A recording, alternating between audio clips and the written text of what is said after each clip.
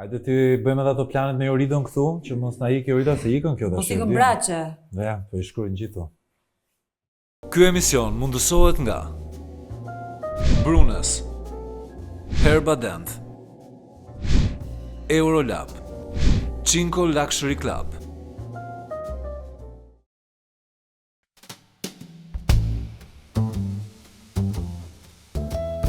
Fly me to the moon, let me play among the stars. Fill my heart with song, let me sing forevermore. You are all I long for, all I worship and adore. In other words, please be true.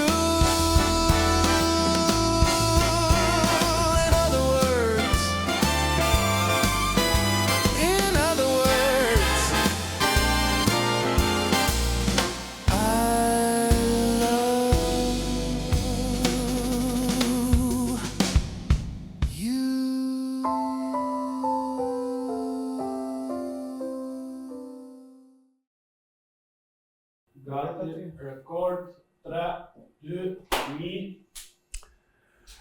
Jemi thuajse në fund të vitit dhe ka gjithmonë hapësira për të sjell mesazhe, për të përcjell detaje që nuk dihen mbi personazhet, mbi të gjitha personazhet që ju I doni. Ku ka më mirë se sa në atmosferën e fund të vitit të zbulojmë diçka për ata që I shohim gjatë gjithë vitit, për ata që I shohim në petkun e profesionit të tyre, cili do qoftë ai, por sidomos, nuk e di pse, rezulton që nga lajmet apo nga ato që prodhojnë edhe portalet, politikanët, kur fillojnë të flasin pak për ato që ndodh për te politikës, bëhen shumë interesant. Ose jo. Por unë jam I bindur që ajo e ka fituar në përgjithësi zemrën tuaj, dhe të shohim se çfarë do na zbuloj sonte në Late Night. Jorida Tabaku, faleminderit që jemi ne. Në fakt doja ta nisja me ose jo, po. Ose jo, se ka shumë që, domethënë, publiku varet si reagon. Ti ke një perceptim me qenë se e nisëm këtu si të sheh publiku ty? Publiku, votuese. Ka ndryshuar në vite, ndonjëherë duket sikur publiku na sheh si të ftohtë, sikur flasim vetëm për këtë pjesën e debatit ton, të përplasjeve, të argumenteve që kemi. Ndërkohë që shërbejnë edhe këto emisionet për të kuptuar që njerëz jemi në fund ditës. Ke ndryshuar me kalimin e viteve? Kam ndryshuar shumë. Unë kam qenë shumë hermetike, ti e di. Kam qenë shumë hermetike në emisionet që ne kemi bërë, që edhe kanë qenë pak përtej politikës, isha shumë e ngurtë sepse mendoja që njerëzit duhet ta kuptojnë që unë jam serioze. Po në fund të ditës njerëzit duhet të kuptojnë që ne kemi të njëjtat sfida si kushdo. Kemi fëmijë, kemi familje, kemi një jetë, kemi pasione në fund ditës. Do të pyes pak edhe për këtë, po meqense e thash edhe në hyrje që jemi në fund viti, si po të gjen ky vit? Si ka qenë ky vit për të? Ky ka qenë viti I ndryshimit tim, ka qenë viti I jetës time në fakt, nëse mund ta konsideroj kështu. Kam në politikë që në vitin 2009, edhe me të mira dhe me të këqijat, me uljet, me ngritjet, si kushdo, jo gjithmonë jeta është uniform, edhe karriera jo gjithmonë është uniform. Kam qenë në një zonë komforti, në një zonë rehatie. Kam qenë, sigurisht kam pasur përballjet e mia, betejat e mia, po asnjëherë nuk kam pasur një sfidë që unë t'ja tregoja njerëzve që me vërtet unë nëse marr diçka përsipër e çoj deri në fund. Dhe ky ka qenë viti që ndoshta unë ja dola. Tregoj këtë gjë. Kujt momenti referoheni spesifikisht të zgjedhjeve? Dy momente. Ka pasur garë në parti, në cilën unë arrita që dal më e votuara ndër zonja në Shqipëri, dhe edhe për sfidën që ka kaluar Partia Demokratike 3 vitet e fundit. Domethënë ishte një moment konfirmimi për mua. Po mirë, duket sikur ju flisni. Dhe zgjedhjet më pas. Po, duket sikur flisni për një moment sfide dhe dalje nga komfort zona, tani sikur çdo gjë ka shkuar në vendin e vet. Ka shkuar çdo gjë në vendin e vet? Domethënë nuk po flas që gjërat shumë e vështirë që gjërat shkojnë aty ku janë. Është dhe edhe për mua nuk do ishte normale që gjërat shkojnë aty ku janë. Kam lexuar një shprehje që dua ta them dhe e kam përdorur në fakt javët e shkuara. Vendi më I keq ku ti mund të jesh është aty ku ishe vjet. Duhet të ndryshosh për herë, duhet të përmirësohesh, duhet të rritesh, duhet të ndryshosh. Ja, dhe ne prandaj jemi në një vend tjetër. Edhe në një vend komplet tjetër. Ka qenë një vit ku edhe jam forcuar, në fakt. Do t'ju pyes për këtë. Po, doja që të ndaj këtë bisedë në 3 shtylla kryesore. Para mendoj që është ajo. Tani fole si mua. 3 shtyllat e ekonomisë. Dëgjoj, kam vjedhur disa gjëra, edhe nga ju që kemi takuar dhe intervistuar për shumë herë ndër vite. Po gjen kohë për familjen këto ditë? Është pak e vështirë të them të drejtën, sepse ngarkesa e parlamentit ka nisur më shumë se çdo herë tjetër. Kam një komision të ri që drejtoj tani, ka angazhime me elektoratin, duke qenë se nuk u zgjodha vetëm nga një zonë elektorale, po në të gjithë Tiranën kërkohet një prezencë më e madhe, por jam duke përpjekur që të vendos prioritete. Më trego pak tani se date night është, imagjinoj njerëzit janë reatuar. Në çfarë ore? Vonë është, po gjithsesi njerëzit mund ta shohin kur të duan programin, po si nis dita jote me fëmijët, e di të thuash drini, mos më bëj të them nga këto tani historitë që zgjohen në filan orë. Jo, dita nis shumë herët. Pra, je organizuar? Ne përpiqemi që të organizohemi. Unë dhe Sajmiri, bashkëshorti ime, nisim ditën duke planifikuar dhe e mbyllim duke planifikuar. Se kur ke 3 fëmijë, është e pamundur që t'ja lësh ditës, t'ja lësh normalitetit. Unë zgjohem shumë herët. 6:01 çerek unë jam me zgjuar. Fëmijët duhet të dalin poshtë, të nisen për shkollë në orën 7:01 çerek, edhe që ti ngresh të 3 edhe ti vësh gati, ti rreshtosh, ti jenë të veshur në orën 7:01 çerek. Domethënë do pak vokal, po edhe forcë vullneti. Jo për të vërtetur, po komshin të më thonë që kush është Arba, thonë, se vetëm emrin e Arbës dëgjoj. Nis herët unë, nëse kam takime herët, pi kafen në shtëpi dhe më pas dal në komisione ose në takime. Si imagjinoj duke bërtitur. Duke folur pak me forcë. Kur kam pak kohë në mëngjes, unë bëj hecen e mëngjesit e liçene. E ke bërë ndër vite, kam përshtypjen. E kam bërë ndër vite, kam një rutinë që më pëlqen që ta bëj, është një kohë për vete, nuk gjej asnjë kohë tjetër gjatë ditës për vete në ky momenti. Më priqesh ta mos ta humbësh atë? Mos ta humb, edhe më bën mirë, më jep energji. Jo, do të thënë sigurisht për mbajtjen e vetes e për lëvizjen, po më jep energji pozitive. Mban mend, sigurisht që po, por çfarë mban mend nga fëmijëria jote? Nëse do të pyesja për një kujtim të bukur që e veçon ndër të tjerët, që mund të lidhet në mënyrën si të kanë trajtuar dikush nga prindërit apo nga familjarët apo nga miqtë, ata shokët e shoqet e fëmijërisë, çfarë do veçoje? Ka diçka që veçon? Ka 2 momente, nëse mund ta ndaj edhe në periudha të ndryshme. Unë mbaj mend veten të rritur në shtëpi private tiranëse, dhe për mua ajo kënaqësia e asaj shtëpisë private, ai ambienti, ajo ndjesia pozitive, nuk besoj që e kam kaluar, e kam ndjerë si shtëpi në jetën time.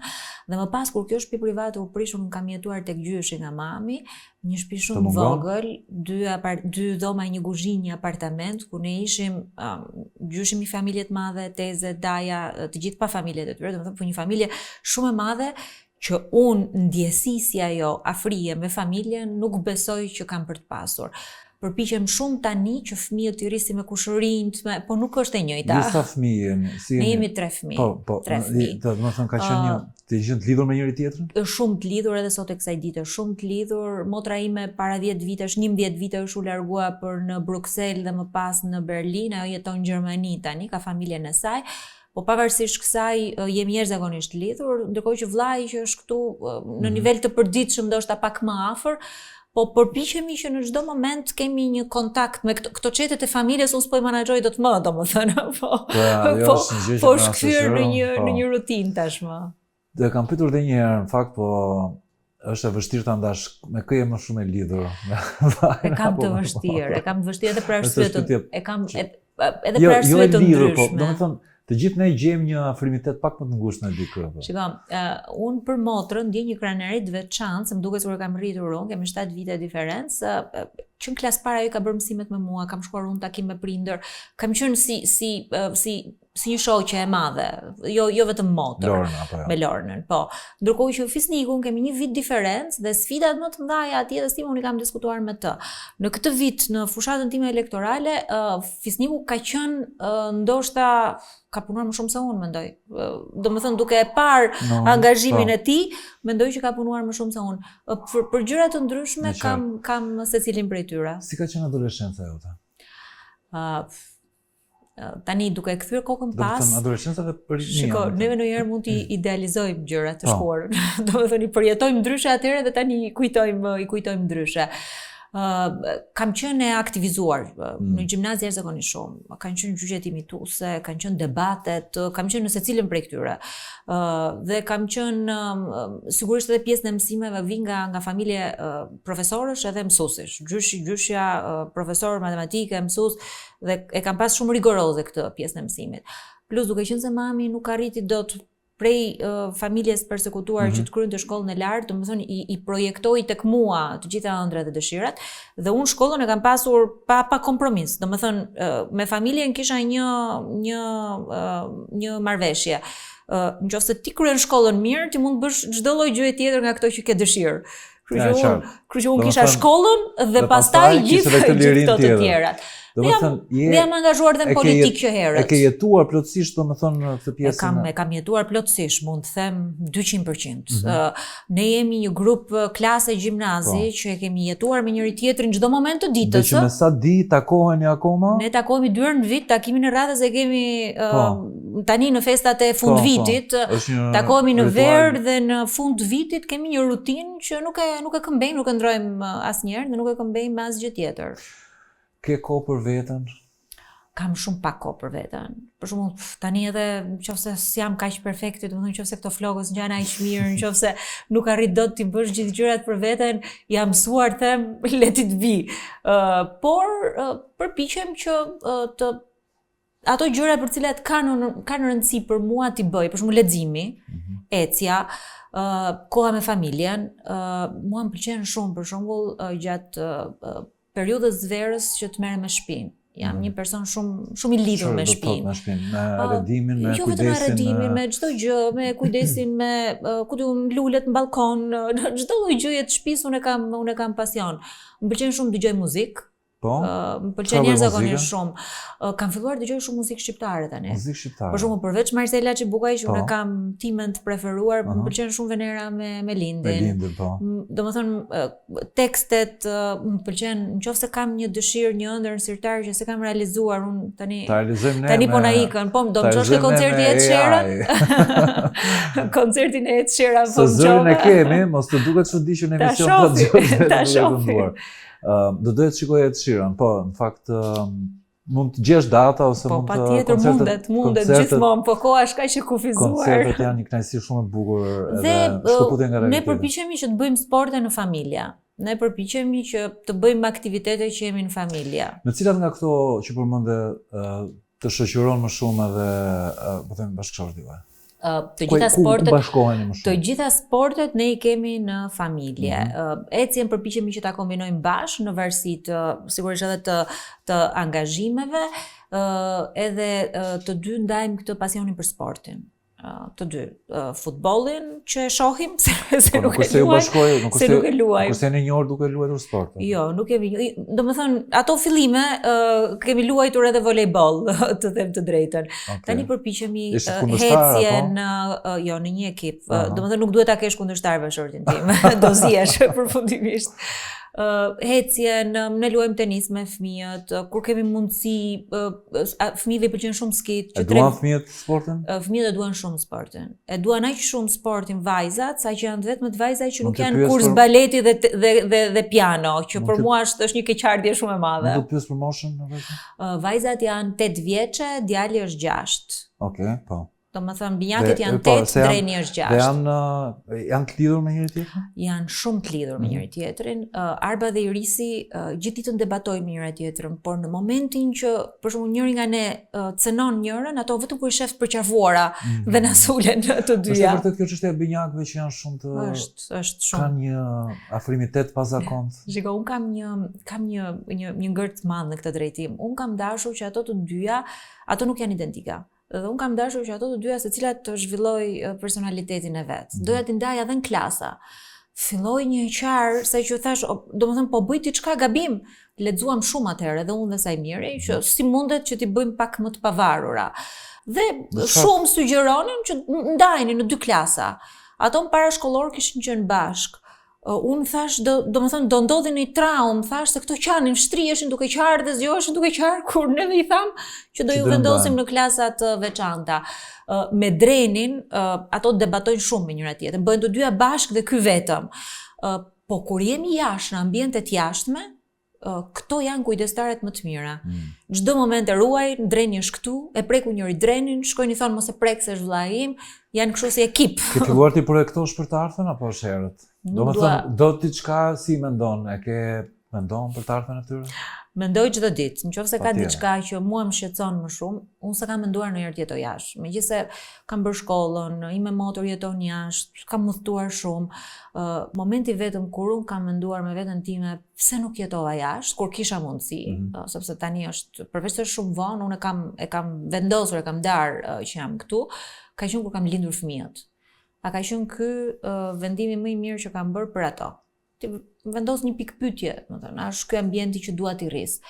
Sidomos kur vizitojnë dhe kushërinjtë e tyre që janë në Gjermani, ose kur shohin, vinë këtu në Tiranë dhe thonë, do shkojmë ke muzeu dinozaurëve? Ku do lozim sot e cili park? A ju pëlqen dinozaurët?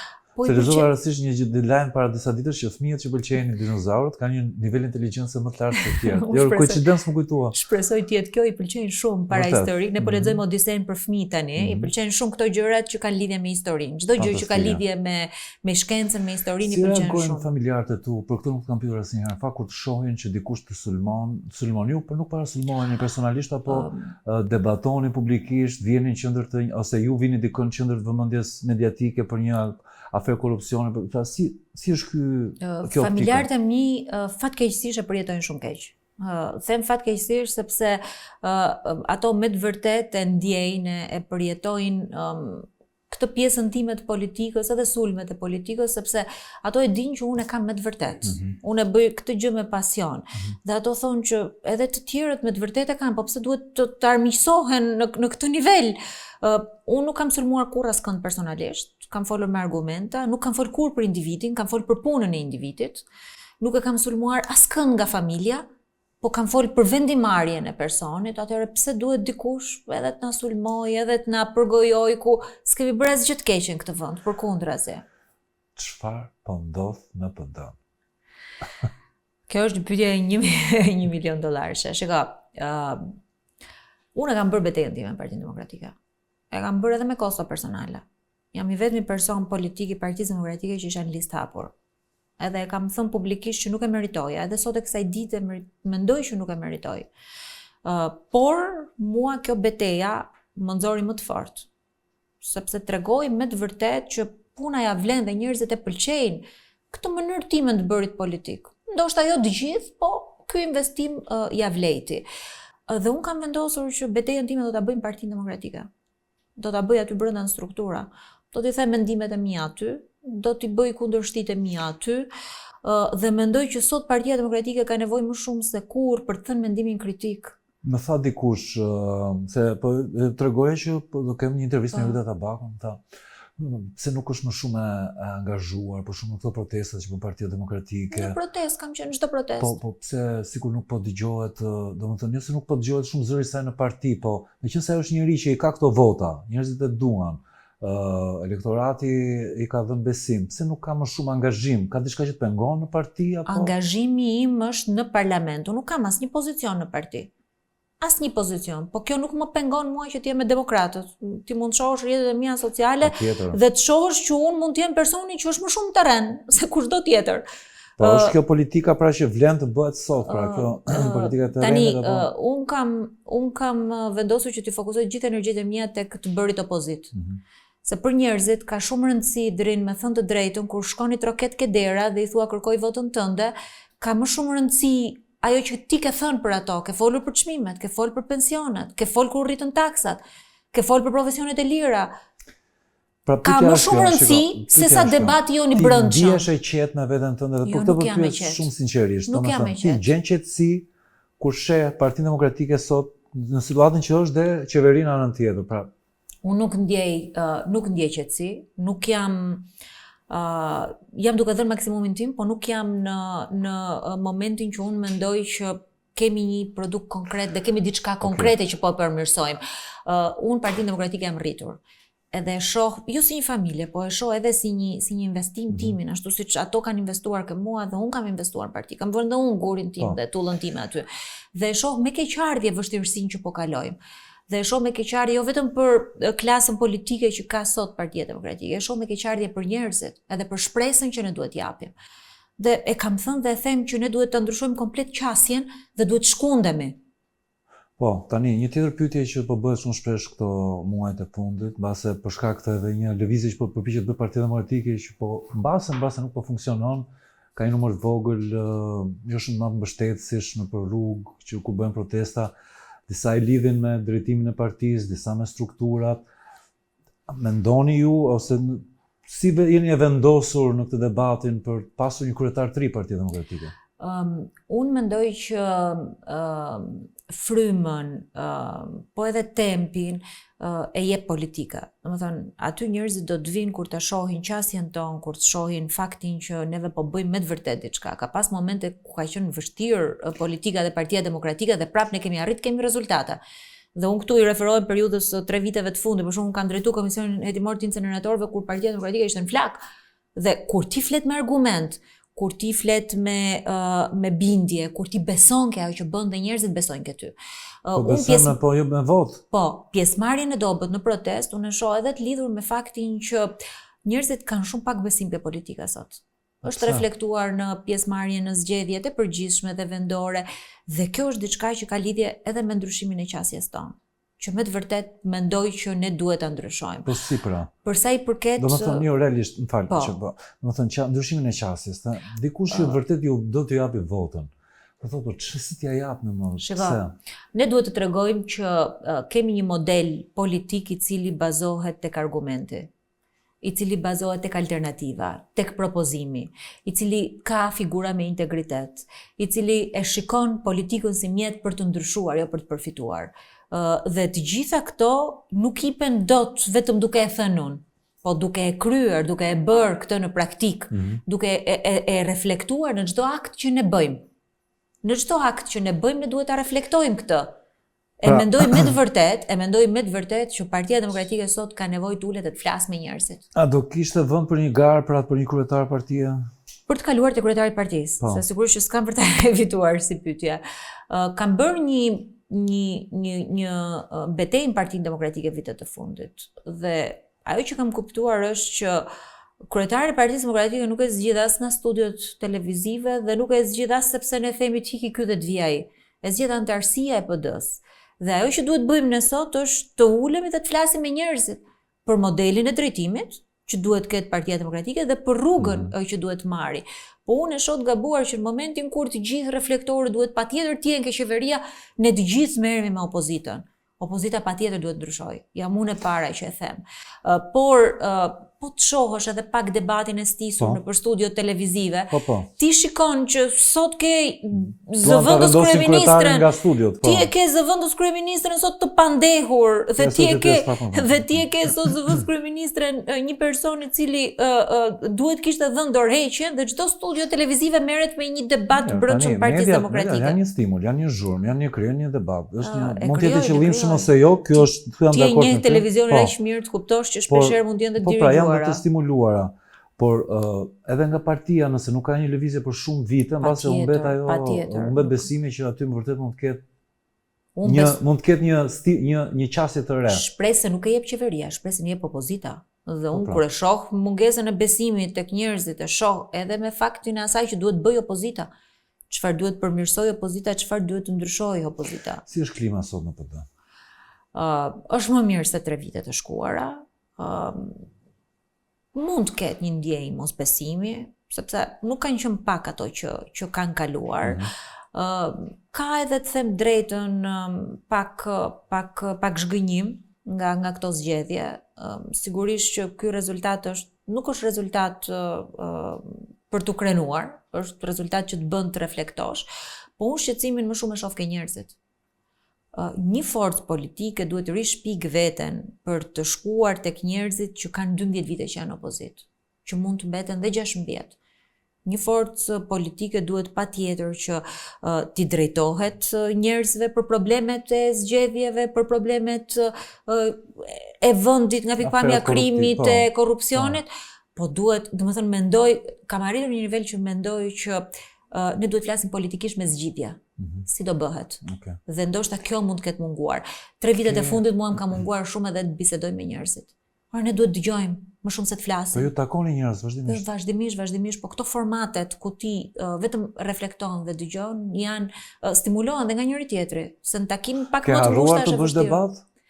Jo, s'është se kam harruar të bëj debat, se unë bëj çdo ditë në parlamente, nuk është problemi. Se njerëzit nuk e di si mungon ky debati politik ball për ball. Mungon debati politik, se unë në vend të shkëlqim Canit sot për shembull kam një anonim, nuk di kë kam, nuk di të them, se nuk di ti vësh dhe emrin. Domethënë, nuk është problemi që e mbaj se mbaj mund. Parlamenti në këto 12 vite ka ndryshuar shumë. Ka rënë niveli. Shumë, jashtëzakonisht shumë. Në Komisionin e Ekonomisë, kur kam shkuar për herë të parë në vitin 2013, dhe këtë ta them pas astur, pas kompleks, kisha përgjegjësi. Po më dritej dora se që u detyrova që mos ta mbaja sipër tavolinës.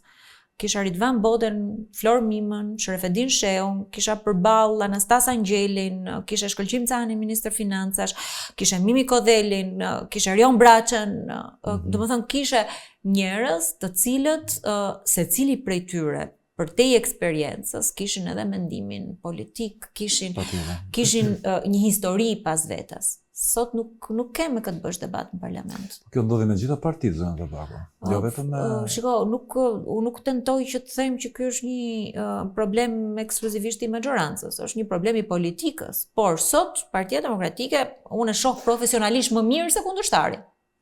Po të bëje një gëzuar, për shumë, patjetër, gëzuar me Elisa Ronën do ta bëjmë patjetër. Gëzuar, dhe faleminderit për kohën.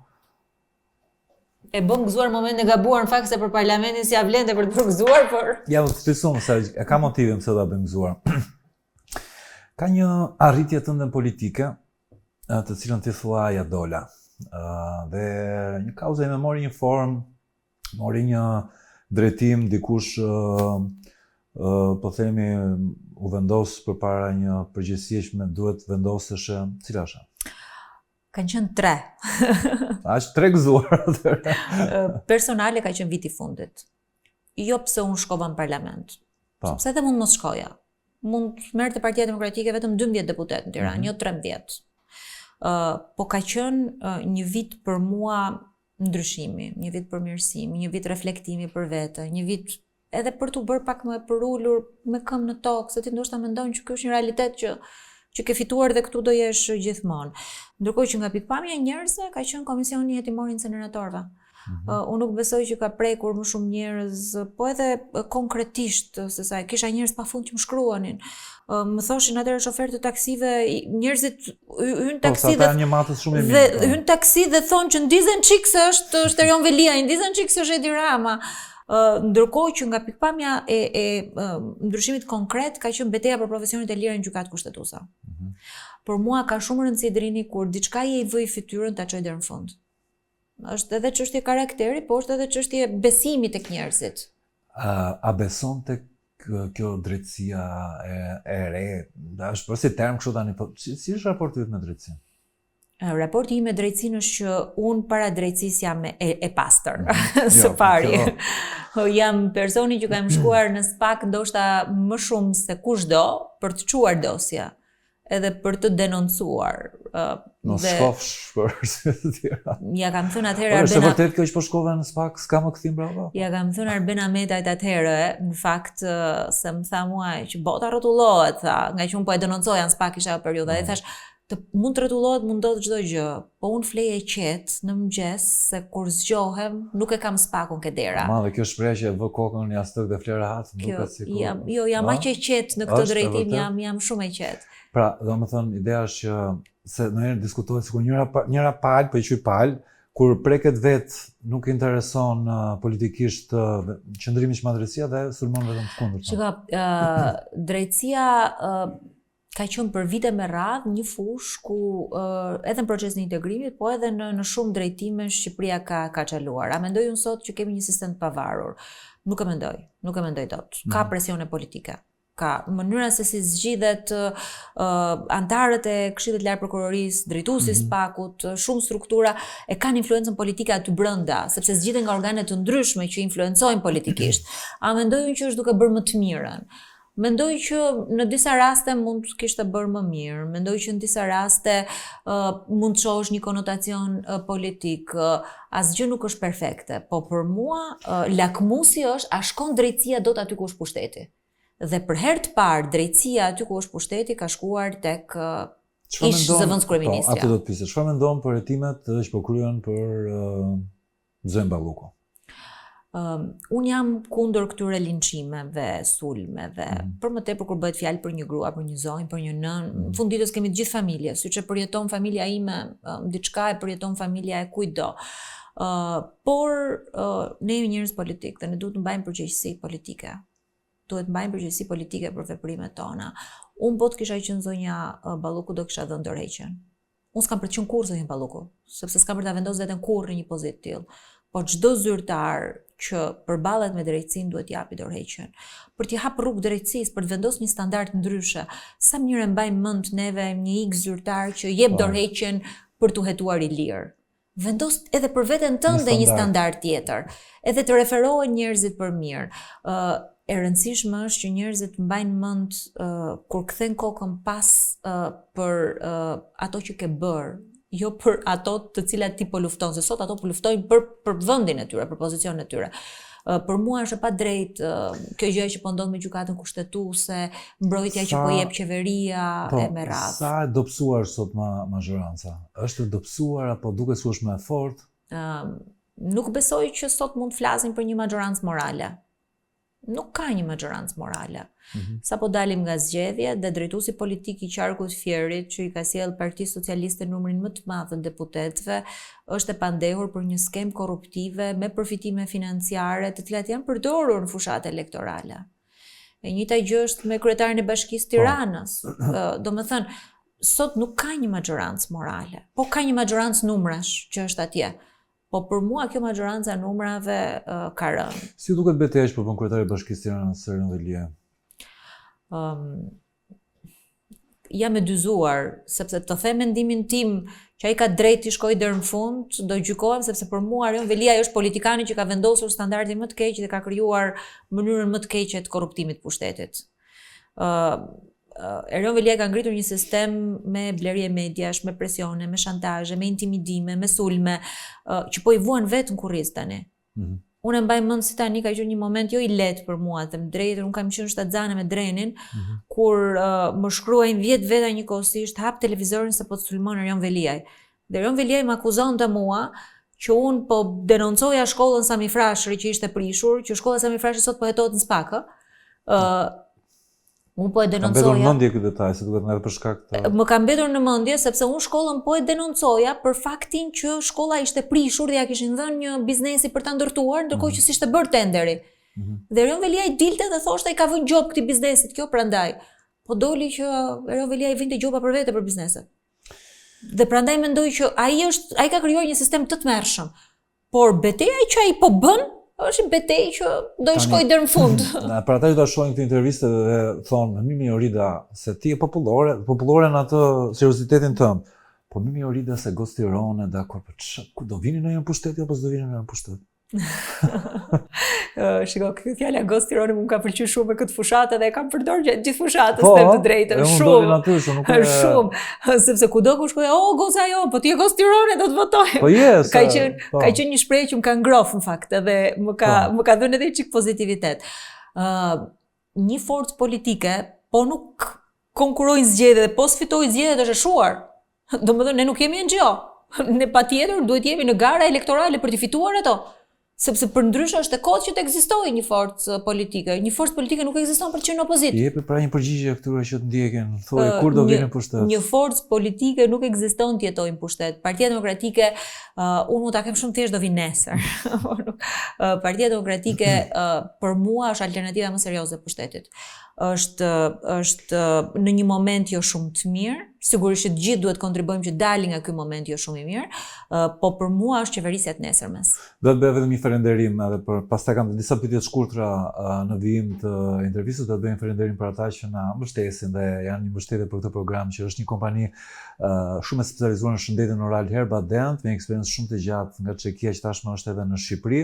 Kështu që faleminderit asaj. Një lokali dhe klubi natë, sikurse është Cinco, i cili që kam 2015 ofron jetë natë cilësore, kompanisë Brunes. Faleminderit gjithashtu për mbështetjen që na jep me organizimin dhe me studion fantastike, dhe një tjetër faleminderit në fund për kompaninë Eurolab që ne bëm gëzuar me disa ronë edhe një herë. Faleminderit. Unë, me thënë drejtën, nuk kam bërë ndonjëherë kështu mbështetje, Jo, po nuk. nëse këto kompani na mbështesin edhe çik futbollin dhe sportin, i përshëndes dhe unë. Ti vazhdon një tifoze me Jam me Tiranën, Tiranën, nuk kam çfarë të thoj. Jo, s'ke çfarë bësh se për rezultatet thua. Po ashtu si Tirana si po doja, po e di se thot djali Dreni, dashni pa kushte thot. Tirana është dashni pa kushte dhe nuk ka çfarë, hum fiton aty jemi. Vazhdon shkon në stadion? Shkojmë në stadion, Po, ne kam parë që shkojmë, e kemi si aktivitet familjar ditës diel që shkojmë në stadion. dua të pyes në fakt, nuk e di, kam parë disa foto në rrjetet sociale, nuk e di nëse janë të vërteta apo jo, e di që ti ke një raport shumë serioz në rrjetet sociale. Je ti me këtë kostum popullor këtu? Tash jetën mund t'jem unë, po se ky është një imazh që mund t'jem unë, se edhe kam veshur këtë kostumin, por nuk jam unë te kjo foto. A e ke veshur patjetër këtë kostum? E kam veshur, ne kemi Dimit Mermer në shtëpi, e ka halla, e ka ruajtur, po. Një nga kujtimet e mia më të bukura është kur vesh Dimit në Mermerit. E vesh më në një fest apo ja s'ka rasti? Kam veshur jelekun, kam vënë qeleshen her pas here, po ka kohë që se kam veshur të gjithin. Është një pasuri familjare, kemi si një traditë në përdasma, në për evente. Po edhe kërcej në i qik. Se ajo video që u kërcej vallën e Tropojës ka për xhiron e rrjetit. Mirë, kam dhe dy foto të tjera, po me lojrat si e me... Shiko, me këtë fustanin që më ke nxjerrë mua nuk luaj, po përgjithësi luaj. Gjatë fushatës elektorale, ti qëllon që shkon dhe takon njerëz kudo ku ato janë në ambiente, ne takuam disa djem që po loznin PlayStation. Edhe kur e pash moment tash mos ishte ajo, do u futëm dhe neve në lojë aty në PlayStation. Të lojën e ke luajtur ndonjëherë? E kam bërë, po. Mirë, edhe një tjetër foto që donim të pyes nëse ti apo jo. Ke qenë në një udhëtim në... Kam qenë në Afrikë. Po nuk jam unë kjo. Kam qenë në Afrikë. Në vitin 2009 me shtyrje. Po s'pas ke frikë nga Luanët fare. Po. Ti Luanë gjithë. Luanë politik, Luanë. Ne të Shqipërisë mesërin të smershëm nuk na njeh. Kam qenë në Afrikë në vitin 2009, Sajmir insistoi shumë në Kenya, nuk doja të shkoja, se si më duke e Kenya atëherë. Po, kishte edhe shumë njerëz që kishin shkuar. Jo, po, domethënë se si më dukeshin pushimet për të bërë safari. Po ka qenë eksperjenca më e bukur. Vërtet. Domethënë, pushime që ti zgjohesh në orën 4 të mëngjesit për të parë lindjen e diellit, dhe këto luanët që sapo zgjohen, kafshët që sapo zgjohen, domethënë qetësinë që të jep kjo pamje e se doja të thosha këtu jam, po atje kam qenë në Masai Mara, në fakt, po qetësinë që t'jep ajo nuk ta jep pasi gjë tjetër. Safari është e veçon nga gjithë eksperjenca. E veçon nga çdo lloj gjë tjetër. Kam shumë dëshirë që të kemi mundësi që t'i çojmë fëmijët atje, sepse për fëmijët është eksperiencë e veçantë, po unë duaj që të rriten pak që ta kuptojnë. Edhe ta vlerësojnë. Dua të pyes në fund fare për projektimin tënd të vetes. Ke ëndra? Do më patjetër çdo njeri ka ëndra. Nuk e se është pyetje pa sens në kuptimin e të shtruarit në këtë formë. Po si e projekton veten? Unë ekzistoj se ëndërroj, se nëse nuk kemi një qëllim, nëse nuk mendojmë diçka. Jo, diçka më të prekshme. Jo, domethënë patjetër, shiko, ëndra ndryshojnë me kohën, me vitet, me momentin ku ti ndodhesh. Kam shumë ëndra për fëmijët. Tash do thosh do të bëjmë kryeministra. Kam shumë ëndra për fëmijët, ku i shoh ato nesër. Kam ëndra çfarë dua ato që të bëhen, çfarë dua unë, pastaj çfarë duan ato është gjë tjetër, po unë kam vendosur që të le të lirë të vendosin ato. Kam ëndra për veten time, për zhvillimin tim profesional. Për dëshira që unë kam, domethënë për kam qenë e angazhuar shumë për shkak në fushën e integrimit, tani jam të drejtat e njeriut dhe kam nga kjo pikpamje e zhvillimit tim profesional. Po se Federica Mogherini të shëndodhi njërë, ç'ishte kjo? Ti nuk më lë ta përfundoj një pyetje. Era parë po ndërhy. Po. Disa herë, disa. Okay. Je bërë më keq se politikanët. Dhe kam edhe ëndra se ku e shoh veten time nesër për kontributin që dua t'jap. Unë dua të jem në politikë, e bëj këtë gjë me pasion. E bëj me të vërtet me pasion, jetoj me këtë gjë, që nga mëngjesi deri në darkë, edhe vazhdon ditën tjetër, është gjë që nuk fiket, nuk ka off, vazhdon non-stop. E bëj me pasion për njerëzit, e bëj me pasion për të ndryshuar, për gjërat që mendoj që mund të ndryshohen në këtë vend dhe që mund të bëhen më mirë. E bëj edhe me pasion sepse kam vendosur të rris fëmijët këtu. Do të thonë, nuk ke një për shumë politikisht. Ku e shef veten? Shikoj që të thuash për veten time unë dua të bëhem ky ose duhet jem ajo, nuk e shoh me vend tani në këtë moment. Po që unë dua të jem në politikë, që do kontribuoj në politikë, që do vazhdoj patjetër që të jem me mënyrën time, me të mirat dhe me të këqijat e mia, që të jem atje, edhe për ta ndryshuar politikën, edhe për të ofruar një model ndryshe, edhe për të treguar që ndoshta argumenti ka vlerë. Po edhe për të treguar që komunikimi me njerëzit dhe modeli politik që duhet ndërtojmë duhet jetë në shërbim të tyre, unë aty do jem. Nuk e di pse do jem në politikë deri ditën kur njerëzit mos më duan më. Po në media mund të ishe ndonjëherë ti? Se shoh veten media. Nuk e shoh, e di pse nuk e shoh veten media, se mua më pëlqen të flas gjithkohës. Dgjoj, po unë mund të vi në politikë? Ti mund të vish në politikë. Sot njëherë me këtë? Me kë? Me këtë intervistë sot? Mund të vi, ëh? Me kohë po. E di që do filloj ta mendoj. Shiko, unë mendoj që politika ka nevojë për njerëz si puna jote. Ne bashkë kemi njohur momente të ndryshme, po mua më ka bërë përshtypje. Me këtë po shoh me këtë nivel që shoh her pas here, them. Pse unë jo? Pse unë jo? Po ti ke shanse më të mira se kushdo. Mua më ka bërë shumë përshtypje kur kemi biseduar bashkë për një pjesë tënde personale, emotive dhe mënyra se si e ke shpjeguar ti. Po. Ne kemi nevojë sot që politika të ketë një fytyrë njerëzore. Kemi nevojë që politika sot të flasë njerëzve me të vërtetë. Nuk ka nevojë njerëzit për gjëra falso, nuk ka nevojë as për aktrime, as për teatr, as për propagandë, ka nevojë për të vërtetën. Unë mendoj që ti e jep. Kur flen në darkë? Unë nuk përpiqem që të mos flej shumë vonë, nga që zgjohem herët, po gjithmonë përfundoj shumë vonë, kam qejf që ta mbyll ditën duke lexuar diçka. Dhe unë në fakt do duhet të flisim shumë gjatë. Jo, thashë do të pyesë çfarë po lexon dhe unë. Jo, nuk po pyes çfarë lexon, se gjithmonë nuk kujtohesh, se unë për shumë lexoj disa gjëra impossible. Edhe unë disa gjëra, unë tani po lexoj 1001 net versionin për të rritur, që po më pëlqen shumë. E mora pa ndonjëherë libri. Po lexoj për herë të dytë Tony Blairin, On Leadership, se më pëlqeu hera parë, dhe po lexoj një libër të Valeri Perin që quhet 3. Valeri Perin më bëri shumë përshtypje, nuk e njihja. Që mund të jetë një këshill kjo për atë që në fakt ma sugjeroi Iva Tiço, Iva lexon shumë, edhe unë i thash çfarë po lexon, më tha po lexoj këtë. Edhe e mora. Janë një mënyrë për të qetësuar dhe një kohë për veten.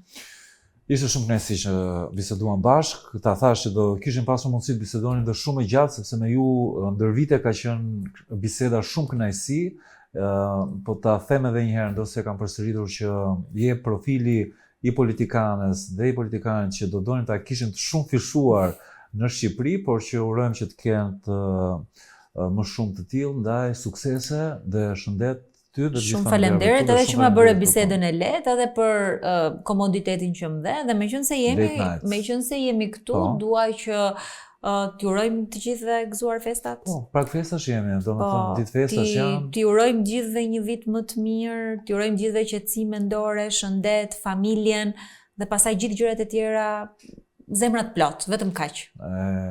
Bashkohem me gjithë urimin tënd. Faleminderit që na erdhe në Late Night. Faleminderit. Faleminderit.